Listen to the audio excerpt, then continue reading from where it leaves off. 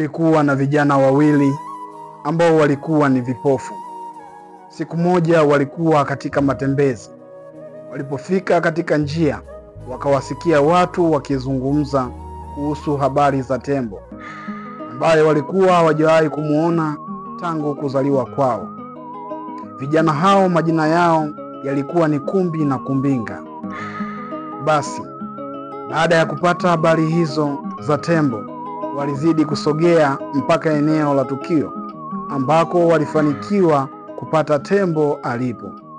Basi kulikuwa na watu wengi sana waliokuwa wakistaajabu ukubwa wa yule tembo.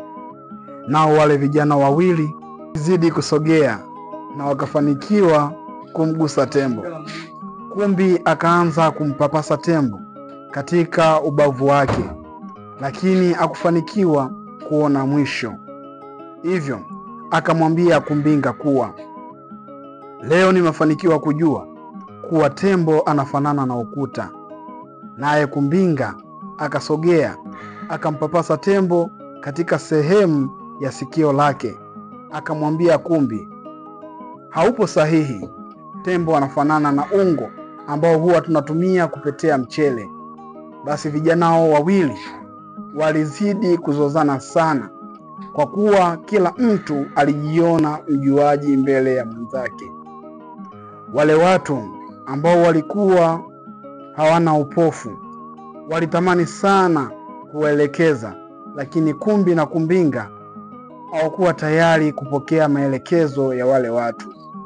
Hivyo wakarudi katika kijiji chao cha vipofu. Kumbi akatoa ushuhuda kuwa leo nimefanikiwa kumwona tembo. Kumbe tembo anafanana na ukuta.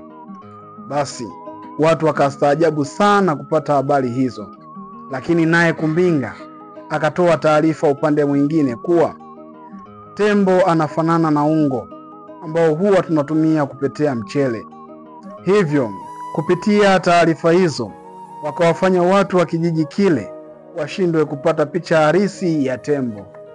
Ndugu wapendwa wasikilizaji, simulizi hili letu la leo lina lengo la kutufunza kuwa tusing'ang'anie upofu, yaani yatupasa kupokea ushauri, kwa kuwa ndiyo njia sahihi ya kujifunza. Sote tutapata kuwa huru, kwa sababu kila anayekubali kupokea pia hukubali kutoa, na kile mtu anachokitoa kinampasa akitoe kitu sahihi ambacho watu wote wanaweza wakakielewa na kukitambua.